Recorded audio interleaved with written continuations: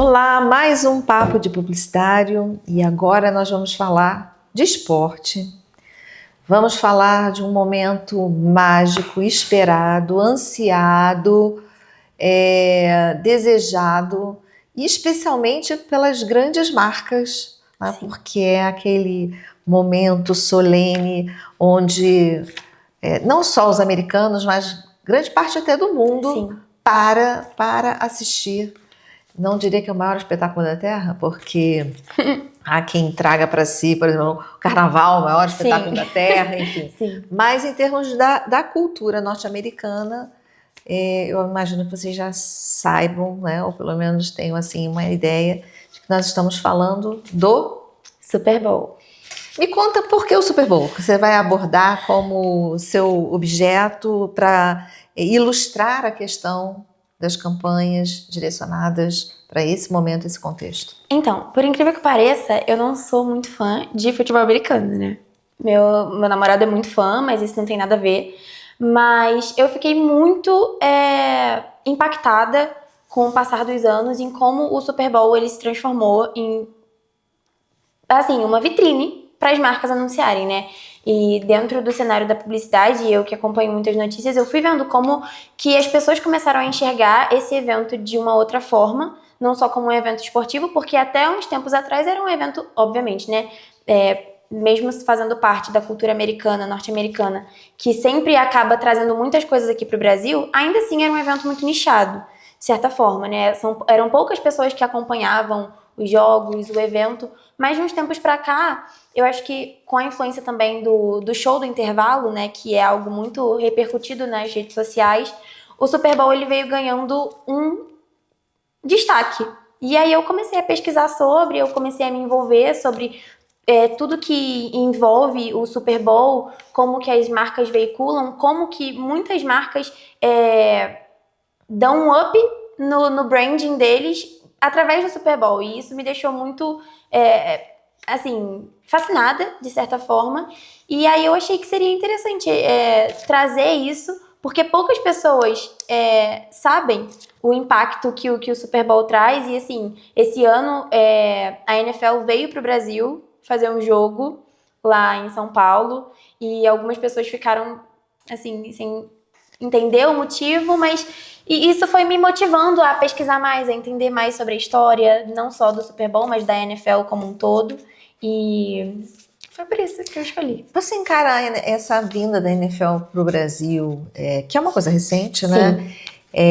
Não me recordo de outro momento, e também em outros países com uma intenção de potencializar comercialmente esse espaço, esse evento? Com certeza. E ainda mais agora que eu acho que depois da pandemia a gente teve uma virada de chave muito grande em relação a tudo. Tá todo mundo sendo muito impactado sobre tudo que acontece na internet. Então, com a repercussão dos shows do intervalo nos últimos anos, que teve a Rihanna, esse ano teve o Kendrick Lamar, que pra internet, né, é um cantor que traz muitas pautas importantes, então eles aproveitaram essa oportunidade para tentar trazer. E não faz parte do meu tema também, mas assim, cantoras como a Taylor Swift, que começou a namorar um dos principais jogadores de um dos principais times, começou a se envolver e começou a aparecer mais, então isso foi despertando a atenção de outras pessoas e eu acho que eles aproveitaram isso para dar esse gancho e realmente alavancar com essa proposta do Super Bowl, sabe? Então hoje em dia muitas pessoas conhecem, não é mais algo nichado, como por exemplo o rock é ainda muito nichado lá nos Estados Unidos. Hoje em dia o futebol americano ele já tá mais aberto a outros públicos, sabe? Então eu acho que sim. Não sei se você tem uma questão de curiosidade. Não tem nada a ver, mas aí tem tudo a ver. Quando nós temos no caso estou trazendo aqui, por exemplo, novela, né? Final, último capítulo de novela, as novelas com 40 pontos de audiência. Eu trabalhei em televisão numa época em que a novela estava dando mais de 40 pontos de audiência. Hoje é um pouco mais difícil por conta da dispersão, o uso de outras mídias, simultaneamente. Quando eu estava trabalhando na Manchete, eu vivi as pessoas fazendo leilão reverso para comprar espaço no intervalo de Pantanal. Uhum. né? Então as pessoas, os anunciantes disputavam porque não havia Sim. espaço na programação. Você sabe como se dá essa estrutura, um número limite de anunciantes que podem entrar? Existe esse limite ou não existe limite? Eles esticam esse intervalo comercial para que as campanhas sejam introduzidas e adaptadas, todas elas, dentro dessa estrutura do Super Bowl? Então, um número certo de limite, eu não vou saber te dizer, mas eu sei que esse ano 50 marcas anunciaram durante o Super Bowl. Quantas horas de jogo? Isso varia. Um jogo que, na verdade, é pra durar 1 hora, acaba durando 4. Porque tem show. Porque tem show, a cada 10 minutos dá um intervalo. Então, assim, eu acho que eles foram aumentando o número de intervalos porque é um jogo que dura 4, 5 horas. Então, assim, 50 marcas esse ano, a NBC deu esse número e, assim, 8 milhões de dólares pra você poder patrocinar, pra fazer um anúncio. Quer dizer, 50 marcas 50 marcas. pagaram cerca de 8 milhões de dólares. Anúncios que variam de 15, 30 a 60 segundos. E assim, isso, obviamente, marcas que anunciaram um só, porque tem marcas que fazem várias, né? Vários anúncios ao longo do jogo, do show. uma loucura. É muito dinheiro. E aí você, dentro do teu contexto de estudo, de trabalho, fazendo essa descrição desse processo, apresentando este grande evento que se tornou, né, que na verdade não é mais jogo, né, é um evento, Sim, né, um evento musical, cultural, enfim, e esportivo, Sim, e também esportivo, e também esportivo. Uma galeria de anunciantes. Aonde você pretende chegar? Qual é o teu mergulho? Qual é o teu olhar para dissecar esse evento? Qual é o problema que você quer resolver trazendo essa perspectiva, esse olhar sobre eu diria, esse evento? Então, como eu disse, eu fiquei muito impactada pela forma que o Super Bowl vem ganhando esse destaque e principalmente como ele deixou de ser um evento puramente esportivo e se tornou um palco para grandes marcas, entendeu? Uma grande vitrine. Então, eu queria entender o porquê das marcas escolherem justamente o Super Bowl para veicularem, porque, óbvio, além de um investimento monetário, a marca, ela entende que ao veicular no Super Bowl, ela vai investir no branding da marca, no posicionamento, na atração de novos clientes, de um público novo, né, que vai se sentir pertencente, e também porque que justamente essas campanhas acabam impactando tanto quem tá ali assistindo, sabe?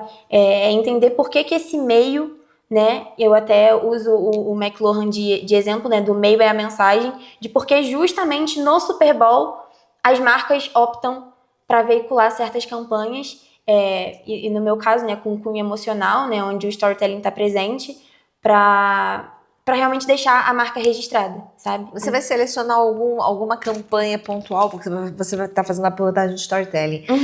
Certamente as marcas fazem alguma coisa muito contextualizada com aquele momento ali que as pessoas estão vivendo, né? Sim. Você vai fazer algum tipo de análise interpretativa de conteúdo, ou vai fazer alguma leitura semiótica de alguma campanha especialmente, ou não? Só... Então, não seria uma análise em si, seria mais uma leitura, um aspecto descritivo. Uma descrição.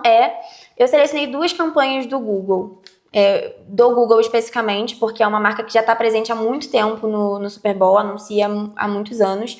E eu escolhi 2, uma que é a Loreta, de 2020, que foi veiculada na época da pandemia, e que conta a história de um senhorzinho que, para relembrar momentos com a sua falecida esposa, ele utiliza da inteligência artificial, da assistente do Google, para trazer essas memórias, né, da Loreta, que é a sua mulher. Não vou abordar muito inteligência artificial, não vou ir muito para esse caminho, porque eu já acho que ia desviar muito do meu ponto, mas escolhi essa campanha, e Dream Job também, que fala sobre um pai, essa foi veiculada em 2025, que se candidata para uma entrevista de emprego e ao ser perguntado sobre as suas experiências, ele conta da jornada dele como pai.